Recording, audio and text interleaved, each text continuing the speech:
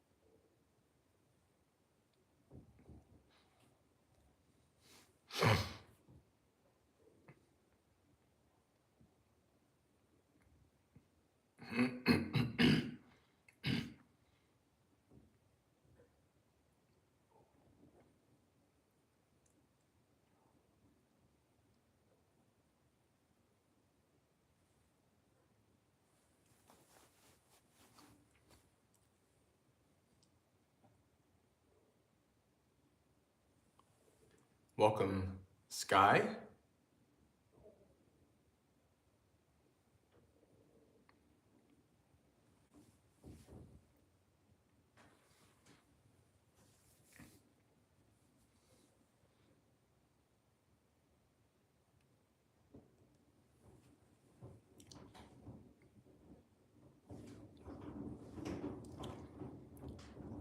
Today is Tuesday, English Day, page 10.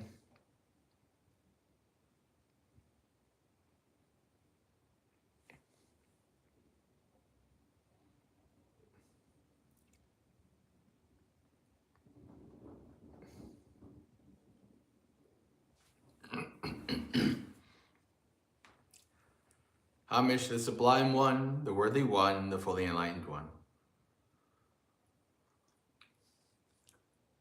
Homage to the Sublime One, the Worthy One, the Fully Enlightened One.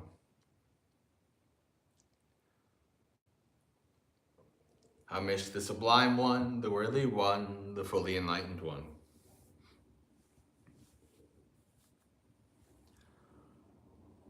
I go to the Buddha for refuge.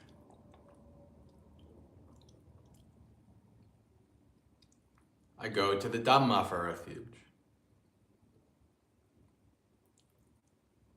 I go to the Sangha for refuge.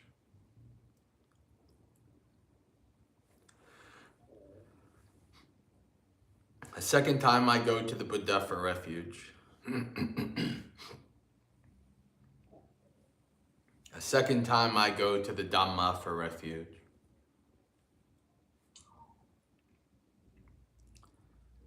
A second time I go to the Sangha for refuge.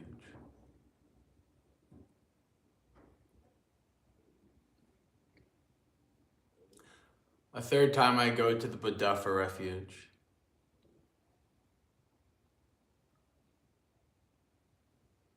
A third time I go to the Dhamma for refuge.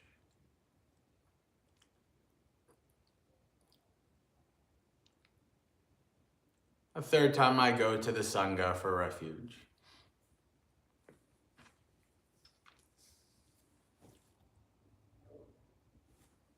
The 3 refuges are complete.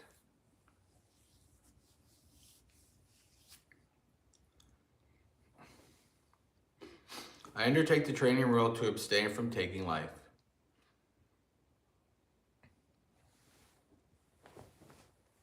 I undertake the training rule to abstain from taking what is not given.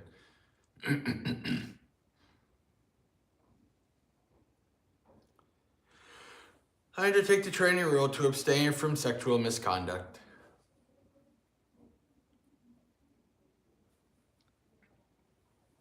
I undertake the training rule to abstain from false speech.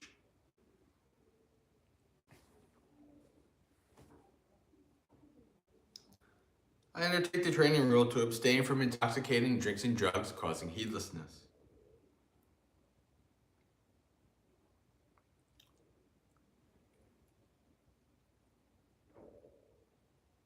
Having well undertaken and kept the 5 precepts together with the 3 refuges, one should strive on with diligence. With morality, good rebirth is gained. With morality, wealth is achieved. With morality, perfect peace is attained. Therefore, morality should be purified.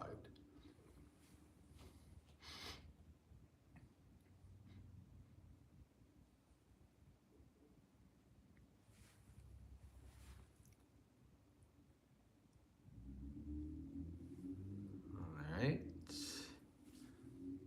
Welcome, Gregory. Page 24. Homage to the Sublime One, the Worthy One, the Fully Enlightened One. Homage to the Sublime One, the Worthy One, the Fully Enlightened One. Homage to the Sublime One, the Worthy One, the Fully Enlightened One. Such indeed is the Sublime One, worthy, perfectly enlightened, perfect in true knowledge and conduct, well gone, knower of the world, supreme trainer of persons to be tamed, teacher of gods and humans, enlightened and exalted. Well expounded is the Dhamma by the Sublime One, directly visible, unaffected by time, calling one to come and see, leading onwards to be realized by the wise. The order of the Sublime One's disciples is practicing well. The order of the Sublime One's disciples is of upright conduct. The order of the Sublime One's disciples has entered the right path. The order of the Sublime One's disciples is practicing correctly. That is, the 4 pairs of persons, the 8 kinds of individuals. This order of the Sublime One's disciples is worthy of offerings and hospitality, worthy of gifts and salutation, supreme field of merit for the world. The Buddha, well purified with ocean-like compassion, possessed of the eye of knowledge, completely purified, destroyer of the evils and corruption of the world, I revere that Buddha with devotion. Homage to you, so nobly bred, homage to you amongst men supreme. Peerless are you in all the world, may all homage be given to you. The teacher's Dhamma, like a lamp, dividing into path, fruition, and the deathless, both itself transcendent and showing the way to that goal, I revere that Dhamma with devotion. Thoroughly understanding the Dhamma and freed from longing through insight, the wise one who is rid of all desire is calm as a pool unstirred by will. Those to whom the Dhamma is clear are not led into other doctrines. Perfectly enlightened with perfect knowledge, they walk evenly over the uneven. Of all the medicines in the world, manifold and various, there is none like the medicine of Dhamma. Therefore, O monks, drink of this.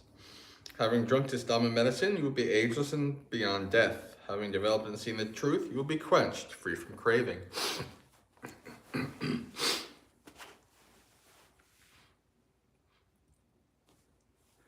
The Sangha called the field better than the best, who have seen peace, awakening after the Buddha's good way, who have abandoned attachment, the noble ones, the wise, I revere that Sangha with devotion.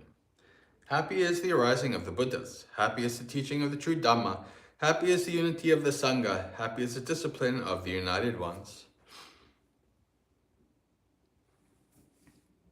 They go to many refuge, those who have been struck by fear. They go to the mountains and forests, the parks of trees and shrines.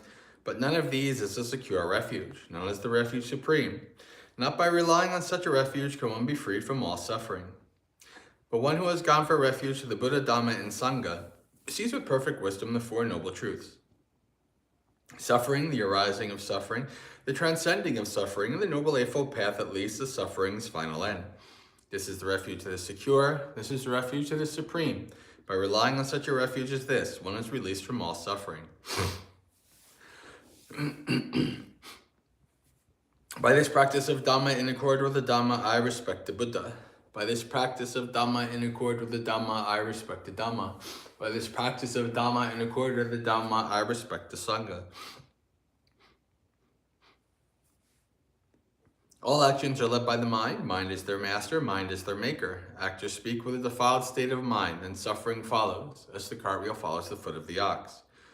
All actions are led by the mind. Mind is their master, mind is their maker. Actors speak with a pure state of mind, then happiness follows, as your shadow follows you without departing. Impermanent are all conditioned things, affected by rising and falling away. Having arisen, they then must cease. Blissful is it when they subside. Abstaining from all evil, doing what is good, cleansing one's mind. This is the teaching of all the Buddhas. Patience is the highest practice. Nibbana is supreme, say the Buddhas.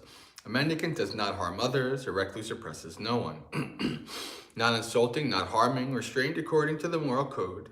Moderating in food, dwelling in solitude, engaging in higher mental development. This is the teaching of all the Buddhas.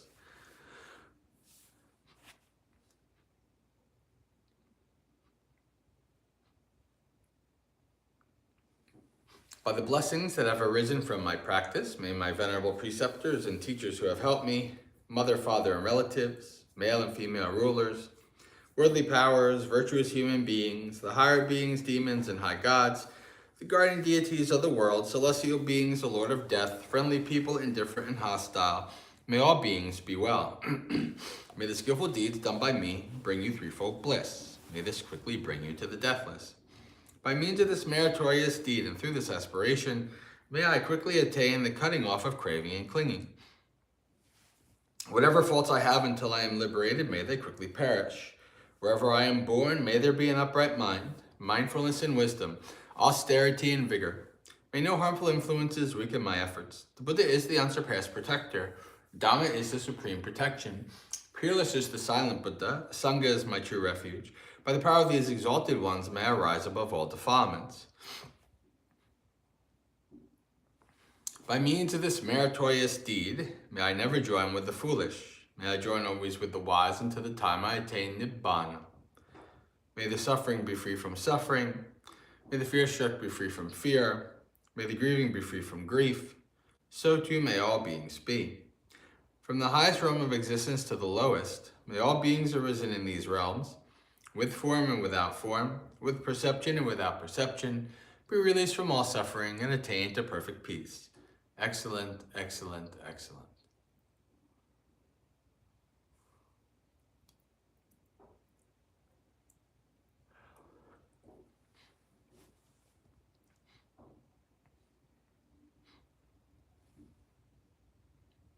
All right, page 207.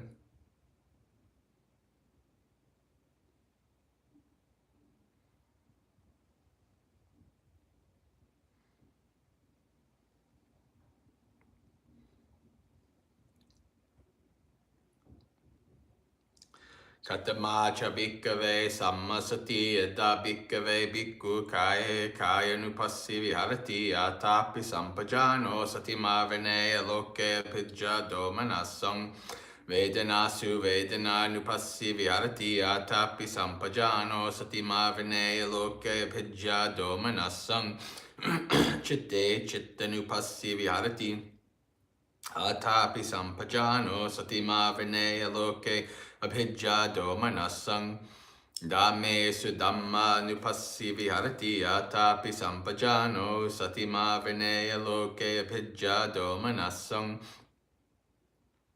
ayang vuchati bhikkhave sammasati.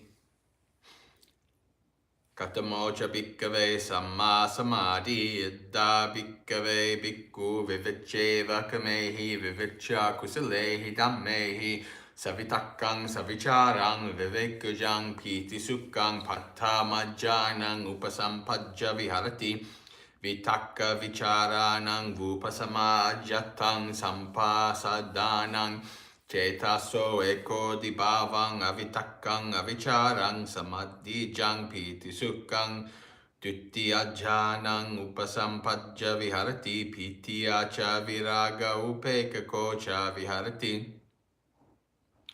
Sato cha sampajano sukkang cha kayena patisamvedeti yantang ariya chikkanti upekako satima sukka vihariyanti Tatiya janang upasampajja viharati sukkassa cha pahana dukkassa cha pahana pubbeva somanassa domanassanang atangama adukkang sukkang upekka sati parisuddhing chatutta janang upasampajja viharati ayang vucchati bhikkave samma samadhi Idang vucchati bhikkave dukkha nirodha gamani patipada arya satchang Evang piko bhikkave bhikkhu dame sudammanupassi viharati chatusu arya satchesu.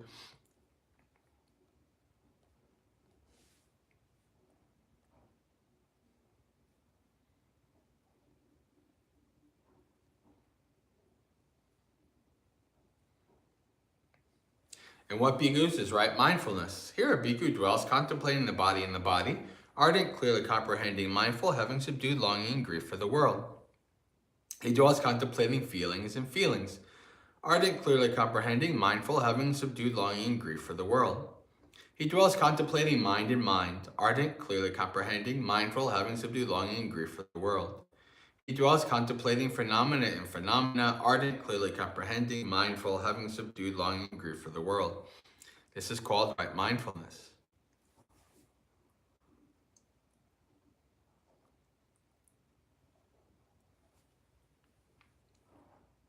And what bhikkhus is right concentration? Here, secluded from sensual pleasures, secluded from unwholesome states, a bhikkhu enters and dwells in the first jhana, which is accompanied by thought and examination, and includes rapture and happiness born of seclusion. With the subsiding of thought and examination, he enters and dwells in the second jhana, which has internal placidity and unification of mind, is free from thought and examination, and includes rapture and happiness born of concentration. With the fading away as well of rapture, he dwells in equanimity, mindful and clearly comprehending, and he experiences happiness with the body. He enters and dwells in the third jhana, of which the noble ones declare he is equanimous and mindful, one who dwells happily. With the abandoning of pleasure and pain, and with the previous disappearing, passing away of joy and grief, he enters and dwells in the fourth jhana, which is neither painful nor pleasant, and includes the purification of mindfulness and equanimity. This is called right concentration. This bhikkhus is called the noble truth of the way leading to the cessation of suffering.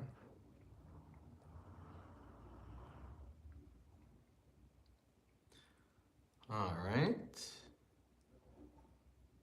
This is how a bhikkhu dwells contemplating phenomena in terms of the Four Noble Truths. And we have essentially finished this Mahasatipatthana Sutta. We're just going to do the very last part tomorrow.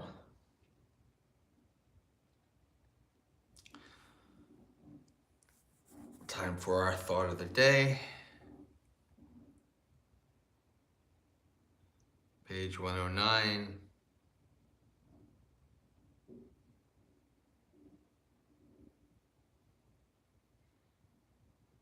Middle paragraph.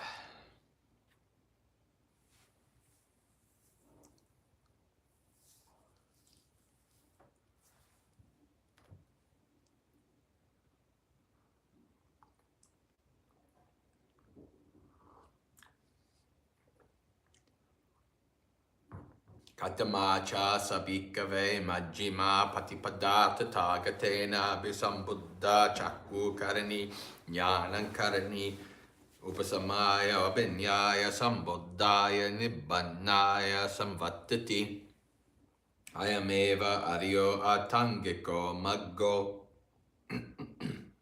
Sayatidang Sammaditti Sammakam Sankappo Sammavacha Sammakammanto Samma Ajivo Sammavayamo Sammasati Samma Samadhi Ayankosa Bhikkave Majjhima Patipada Tathagatena Abhisambuddha Chakku Karani Jnana Karani Upasamaya Vinyaya Sambuddhaya Nibbanaya Samvattati.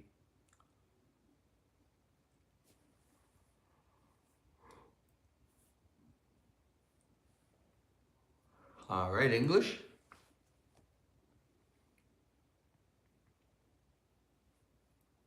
Remember, yesterday when we started, the Buddha laid out the middle path between the extremes of hedonism and total mortification and asceticism.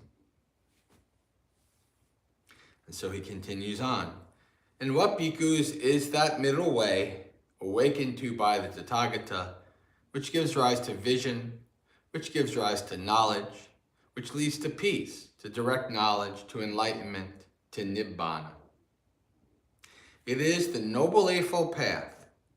That is, right view, right intention, right speech, right action, right livelihood, right effort, right mindfulness, and right concentration. This, bhikkhus, is the middle way awakened to by the Tathagata, which gives rise to vision, which gives rise to knowledge, which leads to peace, to direct knowledge, to enlightenment, to nibbana.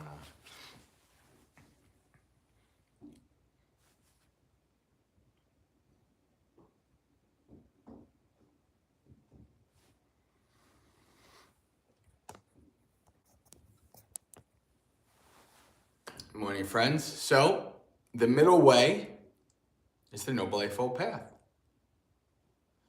Right? The middle way is a path that is well trodden on by beings of former times. Remember, the Buddha tells us that he did not invent it, he did not make it up, he found it.